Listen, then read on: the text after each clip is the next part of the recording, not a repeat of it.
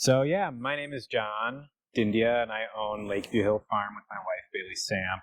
We've been here on the farm since 2017. At that point, I was in a grad program at the University of Montana for an environmental studies program. Before I left for that program, I owned a farm in the Boyne City, Petoskey area for 3 years on partially rented land and partially family property. And I owned that business with a friend. And that was much more like of a market garden style farm, way more like hands-on intensive, growing a bunch of things. But I became interested in horticulture in high school. My parents were both professors growing up. We didn't have any like agricultural background. My dad had a large garden as a kid, and I really enjoyed spending time with him, but I wouldn't say that I became like really into gardening at a young age. It was really high school. And I built like a small like lean-to greenhouse off the back of my parents' garage. And they pretty much were willing to pay for all the utility bills. And I had grow lights and grew tomatoes and peppers and lettuce all winter long throughout my sophomore, junior, and senior year of high school. So, I mean, that's pretty like impressive at a pretty young age. Yeah. At that point, it was all like hydroponic. Okay. I got really into hydroponics. I think at that point, I thought that I was going to become like a marijuana cultivator at that point of life. So I was like, I got to learn how to do this because it'll translate right to marijuana. Right. That's honestly what kind of piqued my interest in growing also. I think a lot of people are like that. Cannabis became legal, so it's just like, how is this, Yeah. It sparked a lot of interest. So I went, so I chose to go to Michigan State for a horticulture degree. At first, just focusing on plant science. I really didn't know what I wanted to be at that point in time. And as soon as I got there, I got a job with the horticultural gardens and the greenhouses, and I helped prune, plant, weed, clean, et cetera, et cetera. And then about my middle of my sophomore year, I started working at the student organic farm. And that's really when my passion for organic and soil-based agriculture began. I really enjoyed working there. I helped on the farm, and I helped with a vermicomposting project. And I worked for them part-time throughout the rest of my time there, so 2.5 more years. And after I graduated college, I really didn't know what to do. I moved home to my parents' property in Boyne City, Petoskey area, and I took a half acre and started like a small market garden because I figured why not. And I had a full-time job working for a conservancy at that time. By the time midsummer came, I had quit my job with Conservancy and was at a couple farmers markets, and quickly went from like I way overplanted, which is the common mistake. I went from like, just 30-person CSA to, oh my God, what am I going to do with all this?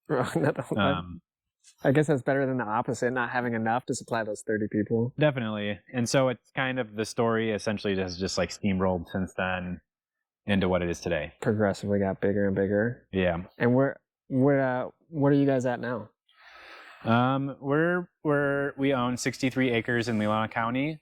We farm on roughly about 4 to 5 acres. We have a half acre of heated greenhouse space, a little over a half acre of unheated hoop house space, and then we have about 3 acres in the field.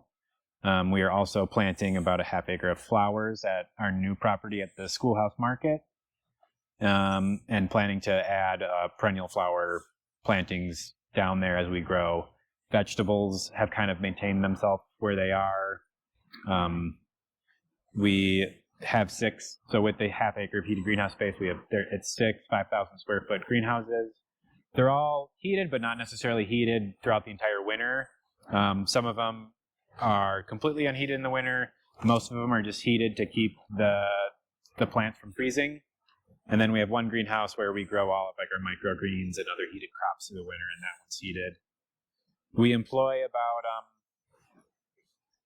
on the farm, we'll have about 12 employees this year. And then at the market, we have another 5 individuals. We'll keep about 5 or 6 of them on year-round through the winter. That's on the farm and at the market, or we'll keep 5 or 6 on the farm. Okay. And then the market kind of just runs itself. We only need one person working at a time at the market, right? More or less. So I think combined, we're at. I mean, total number of employees around 20, but that's pretty big. Quite a few of them, like all the market staff. Well, I would say so about 20, and then maybe like 7 of those are part-time, 20 hours or less a week. And it's great. We have like really good staff of like salaried year-round employees that really help operate the farm with me, and my wife manages all of the business interactions. She handles all sales and business matters and more or less like overall organization of the business, and I just manage production from seed to harvest.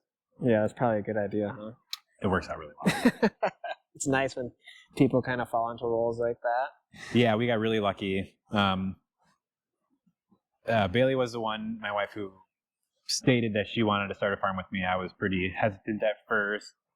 At that point, in grad school, I kind of went to grad school through like a burnout of the previous farm. Oh, gotcha. And that was mostly, I would relate it to just the physical demands of that style of farming. It was much more hands-on and intensive, and it was just, it wasn't paying the bills either, so it was really demoralizing. Right, yeah, when you're working just sun up to sundown. I know, yeah, you're just killing yourself and losing money at the same time. Right. Questioning life. Yeah. So she pushed for it, and I went along, and I've definitely grown it to where it is. It's kind of a never-ending cycle of wanting to get bigger and better. Yeah, and that's what kind of the cool thing about like stopping in here from time to time, or just like following you guys on social media. Also, it's just like there's always something. Because I worked here last summer, and I was looking at pictures of like when I started in the October to like when I left the following December. It was like you don't even remember all the tables that we built in Greenhouse 1, or just all those little things, or just the large project of like trenching in front of all the greenhouses and stuff like that. And now like you walk into the wash pack, and it's like it's even completely different now. Yeah, it's been a constant state of progression, I think I would say. Yeah, it's we've had a lot of employees come and go, and some of them have come back and been like, holy moly, look at what's happened. Yeah, that's what I mean. It just shows that you guys are just like, you're definitely invested in it, obviously, but just the progression. That's what it takes to continue to be efficient and just grow as a great business and stay in front of the market, really. Yeah, a static business is a failing business. Right. Yeah, you fall behind. Yeah. It's hard enough to keep up as it is. Yeah, it is. It's a rapidly changing market, and it's a rapidly changing industry. Small scale farming's progressing rapidly at the moment. And so you kind of gotta stay on top of it. Awesome. When you were growing up, what's one of the worst jobs you ever had that you can remember? Did you ever have a job that was like, I am never doing this? Yeah. So when I was like in middle school, my hairdresser told me to never work at a restaurant. For some reason, I took that advice, and I've never worked at a restaurant. I think that's a good thing. And when I was in high school, I worked at a ski shop, and I quickly learned that I do not enjoy retail. Oh, just dealing with people or like customers? I think I didn't feel productive, I guess. Oh, yeah. Like I didn't see I didn't see or feel like, I guess, the like, what do you call it? Like the benefits of my work, per se. Like, yeah, that's why I really enjoy farming, and really, for that matter, I also really enjoy like all trade work, like being able to see and enjoy what comes of your time and effort. Is really what inspires me. Yeah, it's almost like an instant gratification of working with your hands. It's a lot of hard work, but like you can literally just turn your head around and you can see like what you've done or what you've accomplished. Yeah, so definitely, retail, it wasn't for me. I agree with the restaurant. I was a dishwasher for like a week. Yeah. I just, in college, I was like, no, never again. Have you ever had, like, what's a job, if you weren't farming, what's a job you think you would do? Yeah. I think if I left, I think I'd want to, like, I don't really know. It'd be something in the construction industry. I think it'd be really sweet to operate heavy machinery for a couple years, but I probably would get bored of that. It's just like playing a video game, I feel like. And I'd love to be an electrician, but there's probably only so many outlets that you could wire before it becomes boring and monotonous. Right. Same thing. I really enjoy plumbing, but I think they'd all get kind of like boring. honestly, the most fun would probably be like an engineer. Just building and designing and solving problems. Exactly. It's always new and never monotonous. And that's honestly that's the best part about the job. Right. As far as what we do here, it's every day is different. There's always new problems to be handled and new things to build and everything else. One day is never the repeat.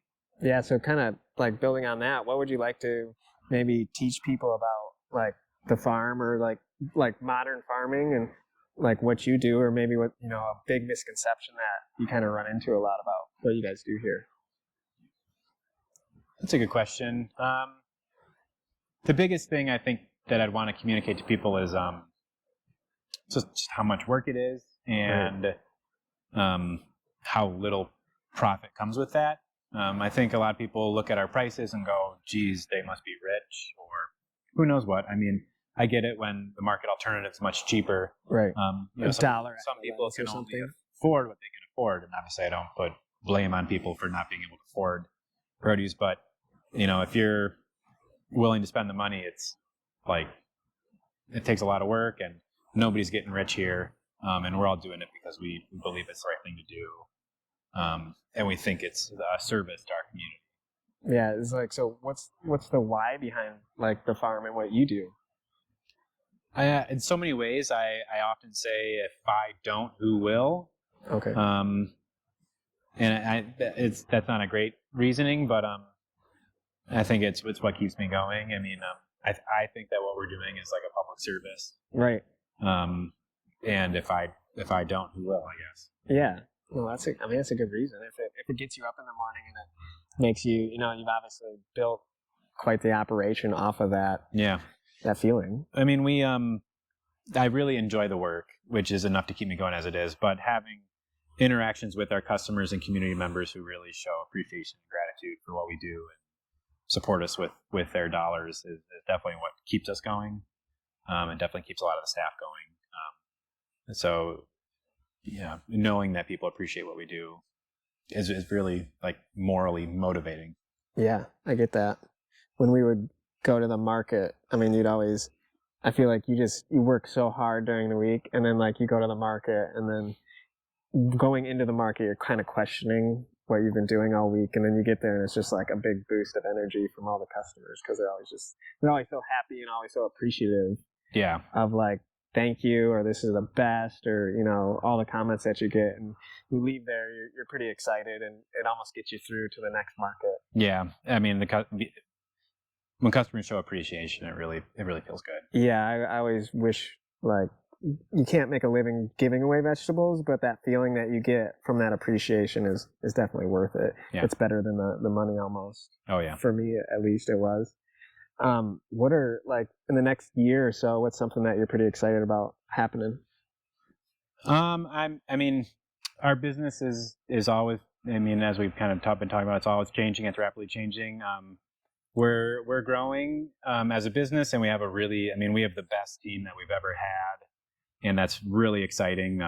I would probably say the most difficult part about this job has been staffing, and because of how unprofitable farming is, it doesn't allow for amazing paychecks for our staff, and so it's been difficult to maintain good staff. Yeah. In many ways because of that, but the team we have right now is great, and I'm excited to be handing off a lot of the responsibilities and leadership roles to them, and they're really excited. I feel confident in them. So I'm really excited to see that transition, and not so much as of a relief to me, but giving the opportunity to others to be able to take lead in that. We're investing in some more mechanization, especially in the washing and packing area, that I'm really excited about. It should really allow us to increase our efficiencies and hopefully maintain a higher profit margin that we can then pass on to our employees. That's awesome. Do you have any, like, with the employees, do you have any secrets or things that you found work good to just like, or is it just they just kind of fall in your lap and fate has been the secret or the luck? I mean, or you don't want to share the secret? No. At this point, I mean, we're relatively new to being employers and managers. I mean, I've been doing it in a small sense since 2013 or 14. Right. But not to the levels that we have now. And 20 is a lot of employees. Yeah, it's it almost seems like the more we get, the easier it gets. Okay. And I don't know exactly why, but it does seem like that. I would say overall, it's kind of luck of the draw. Yeah. I mean, I think there's definitely things you can be to be a good employer. Right. Listening to your employees, talking to them one-on-one, addressing any concerns or questions that they might have, being physically present, mentally present, goes a long way. And I would agree that pay does not mean everything. I mean, No. compensation is not the make or break factor for every employee. Obviously, they need a certain amount of pay, but Right. Cost of living. yeah. But that, and I mean, we've had some terrible employees and we've had some fantastic ones. I think a lot of it's just like luck of the draw. I mean, not everybody's going to fit with the way you manage your business and the way your business runs. And that's kind of just life. That's awesome. Well, what's while building the farm or just like even growing up, what's one of the biggest achievements or proudest moments that you've experienced? It's another great question. It doesn't have to be work related. It can be personal also. Yeah. I mean, we got married my wife and I got married last summer, and that was really important to me and kind of a big deal. At the same time, I think just like, I mean, when we passed $100,000 in gross sales, that felt like an unachievable victory for us. I mean, Right. many years ago, but I just like for 5 or 6 years, I never fathomed being able to sell more than that. And so when we crossed that point, it felt like amazing, and we've grown significantly since then. But that was probably like the biggest like sales Goal that we've ever accomplished that I felt the most amount of satisfaction from. Did it like change the way you looked at, like, how did it change the way you did it? I think when we got there, I went from a perspective of this is a limited market to more of like, I often say like the sky is the limit. I really don't think that's 100% true, but Right. it made me feel more like I have the potential to make this what I want it to be. I felt a little bit more in control. Like I could make this what I want. You are almost the limiting factor. Yes. Yeah, I would say so. Yeah, that's odd. I mean, that really is a great mindset to have, and Yeah.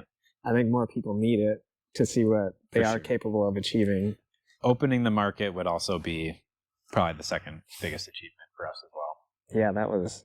And you guys stopped doing farmers markets at that point too. Yeah. So that helped with quality of life for your employees. Yeah. We had been doing, so besides my stint at grad school, I'd spent every summer at market for 7 years. That's a long summer. And then the last 2 years that we had market, we started incorporating our staff into it to trade off to give Bailey and I a break. And it was too much for them, and we didn't feel like hiring staff on just for market. So it went from being a fun thing to a not fun thing, and that was when it was clear that it was time to find a different alternative. Yeah. I mean, definitely at the end of the season, you're pretty burnt out. And just working all week, that is, I mean, even though you, like I said, you were getting the gratification, there was the market's a long day. I mean, it's 12 plus hours, and then you still have to come home and tend to the farm. So it's just like, it's almost the last thing you want to do after getting up early and doing all that. But and it's kind of like we said, like I never had an issue doing market, but right. I don't love retail. It's not my passion. Yeah. So I was always saying I'd much rather be back on the farm. Right. Yeah. Now you have the schoolhouse, so you can walk down there and get your fill of retail whenever you want. Yep. And then just walk out. Yep. It's convenient. So if there were no limitations like money, space, people power, what's the dream Lakeview Hills Farm look like? I don't know. I mean, the stress load of managing the business as it is right now is really high. And I wish it wasn't. If it wasn't so stressful, I think I would say, like, let's become a bigger supplier for this community and try to get our price point down, so that we can essentially market to a larger audience. But I'm not sure that like I want to add on stress. Right. I think that the size we're at is enough to run an efficient profit margin and provide a living for our staff and my wife and I. So I think we'll leave it as is. We'd like to tap into more of like the agritourism market with the schoolhouse, and be able to have more of a interactive flower farms, kind of like our vision down there. So I'd love to see that happen, where people could walk through the farm and see everything and enjoy it. Right. See it more as a garden than a production farm per se, but finding that hybrid. But honestly, I think I'm really happy with the size of the farm we are. I'm really happy with like the variety of crops we grow. I'm not sure I'd change much. That's awesome. I mean, that's great. That means you've been, I guess, putting the right things in place to kind of like build. Yeah. Because if you're happy, so you have a half acre of like heated or minimally heated space. How much like lettuce do you guys put out, or greens do you guys put out in the winter? How many greens can you actually like grow in that space? Yeah. Give us an idea. Yeah, that's a great question. So, in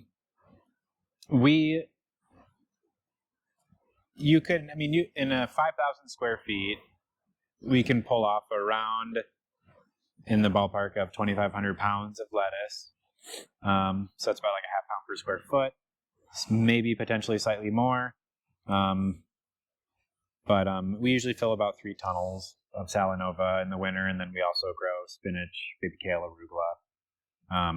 And that's about a similar yield, maybe slightly less compared to the Salanova spring mix. And you could theoretically harvest that like all at once, right around Christmas. Our market doesn't demand that much, so we're able to like essentially treat the greenhouses as like a walk-in cooler through that period of time.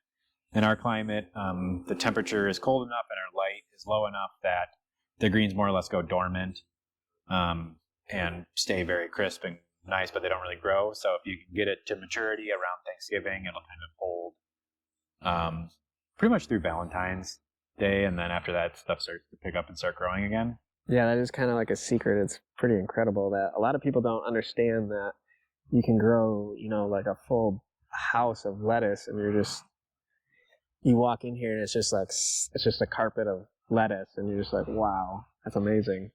Yeah, it's worked out really well for us. Using the tunnels in the winter and keeping them minimally heated has been a big advantage, and the quality and the yield coming off of them is definitely like not comparable to an unheated tunnel. Right. Yeah. Yeah, I definitely agree with that. Do you have like a place that you go to help you with business, as far as like personal resources, or places that you like to when you have questions or anything like that? I wish there was more out there. We've talked with a few business consultants. It's been really difficult because the industry is so different than anything else. Like this type of farm we're running, it's by no means anywhere close to your commodity farm. And it's also like, it's kind of like a restaurant, but it's not a restaurant. It's also kind of like manufacturing, but it's not manufacturing. Right. It's a weird niche, and advice doesn't correlate all that well. I mean, I'd say we're somewhere between a manufacturing facility and a restaurant. That makes sense. Kind of thing. And also kind of like a farm too. I mean, we are a farm, but right. As far as like business, that's what a farm is kind of like a manufacturer and a restaurant mixed together. Yeah. And so we go to our accountant, but we've learned a lot. My wife has a business management degree, but that's more, that helps almost more of like a business administration degree than like management. We've learned a lot about like numbers and financing, kind of just because of the business. Right. It's forced you to. Yeah. But I do wish we had a better resource for understanding like the state of our business, what calculating profitability on a farm is really complicated.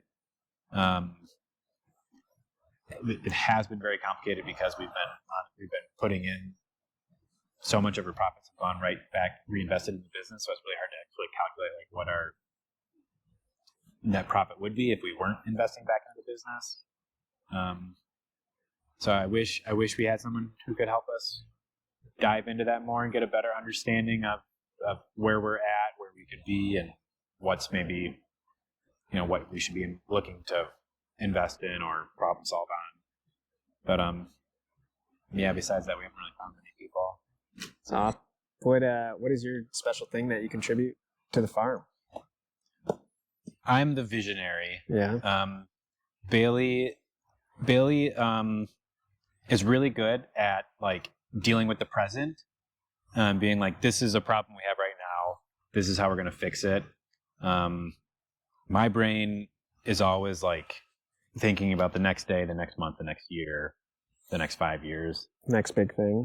Yeah. And so like oftentimes I won't even be aware of what the current problem is. It's more of like, well, I wonder how we're going to do this next year. Right.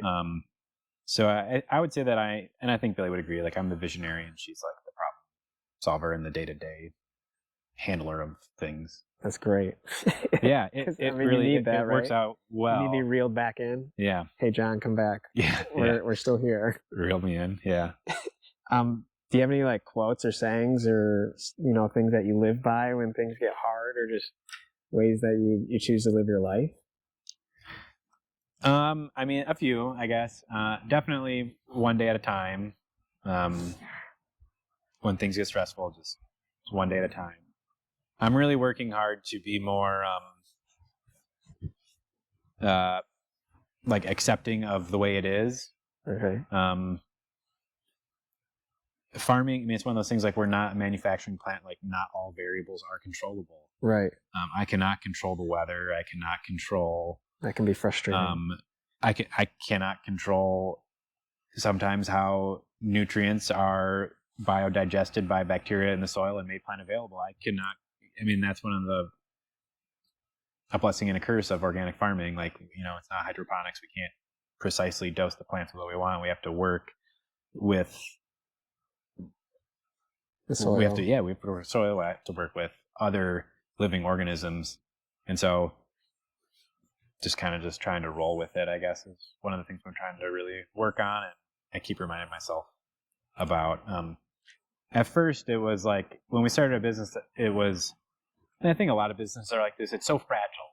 Right. It feels like one mistake could ruin it for the rest of your life and destroy the business. And I finally feel like we've kind of like gotten past that to the point where like we can make a few mistakes and recover. Right. And I mean like big mistakes, not just like forgetting to do one thing one day.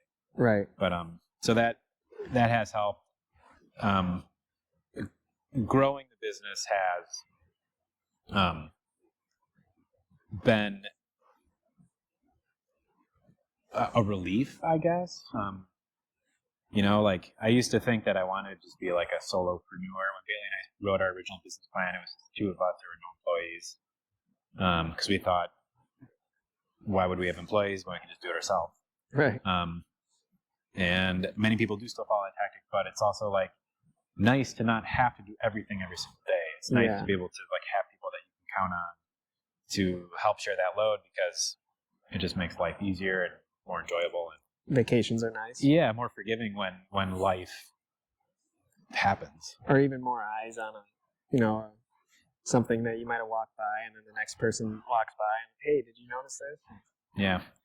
And it's also scale. I mean, these are all things that like have come to me. I used to be very idealistic and think that micro-sized farms was the solution, but I mean, equipment is amazing, and it's one of the things I love most. And you can't justify every piece of machinery based upon the size you are. So if you're really small, you might not be able to justify a certain machine based upon just like gross sales. And so being able to scale to the point at which being able to purchase those machines is really nice. Yeah, it's definitely saved a ton of time. Yeah, and I mean, one might say like, oh, well, don't you enjoy the physical aspect? I mean, there's plenty of still physical labor. Still plenty of physical work to be done. Yeah. You have, even if you're sitting on the tractor for a couple hours a day. Yeah, you don't sit in the tractor all day, every day, Exactly. like an operator in a construction company. Exactly. It's for like an hour or two here or there. Maybe it is a full day, but it's only for a day. Yeah. And then the next day you're back hauling lugs around or digging or on your knees or something. So what is a favorite restaurant that you have here in the area? Where do you enjoy going? I'm sure it probably changes. Yeah, it changes. Obviously, I'm going to support the businesses that support us the most. So to name off a few, I mean, and my favorites, there's nothing wrong with fine dining. I love fine dining, but what I really love is when restaurants that aren't fine dining are supporting local farms. Oh, okay. And it's a really, to me, that's a bigger statement of their commitment, because their price points are obviously lower. Commitment to quality. Yeah, and to a local economy. So I'd really put a shout out to Taproot in Traverse City. I'm going to forget all of them here, but I mean, Taproot's a great one. I don't mean to get you in trouble with your customers. Yeah. Sam at Bubby's Bagels is a really good friend, and he's been supporting us since day one. Maybe you can help me, Evan, with the pasta place. Raduno is a great one. And then Water Bear Cafe, which used to be, we'll just say Water Bear Cafe. And we could go on Flying Noodle, the taco shop that they also own. Mama Lou's, the Burro. They're all, in this like middle price range. Right. They're supporting local, and they're putting quality food first. Yeah.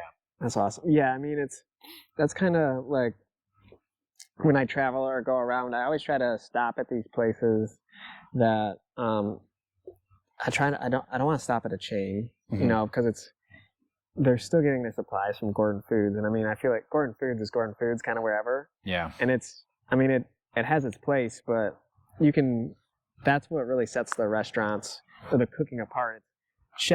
Chefs do make a difference, but when you're starting with the premium product, the best lettuce or the best produce, you're miles ahead of anybody that's starting with a big factory farmed lettuce that doesn't have the flavor or the freshness 100% that you guys are putting out. Yeah. What do you like to do in your free time? What's a hobby? I used to have a lot more. Pretty much my hobbies have been isolated to winter at this point. I really enjoy cross-country skiing. I used to do a lot of like downhill snowboarding, and I hope someday to be able to get back into that. But we have a dog, and I usually spend honestly most of my free time with my dog and my wife, going on hikes and going on walks. We love where we live, and we're really grateful for where we live because of the amount of like outdoor activities and open space that we have. So we just spend most of our free time walking and enjoying the place we live. It's awesome. That's really about all the questions I have, but just where can people find your produce? Sure. So you can find us first at our market at the Lakeview Hill Farm and Market. We're at the iconic historic schoolhouse on the corner of East Lakeview Hills and County Highway 641, or Lakeview Drive. You can also find us at both of the Orianas in Traverse City. You can find us at Edson Farms in Traverse City. You can find us at the Leland Merc in Leland. You can find us at, what's the grocery store in Glen Arbor? Anderson's in Glen Arbor. And then a lot of the local restaurants in Traverse City you can find us at, as well as a few in Suttons Bay. Using greens and produce. Yeah, when summer comes. Greens and produce. Once the summer fruit comes in. Yeah. It's awesome. Anything else you'd like to say, or anything I missed? No, I really appreciate your time. And, no worries. Had a lot of fun. Yeah, this is a great setting out. It's going to be hard to beat this.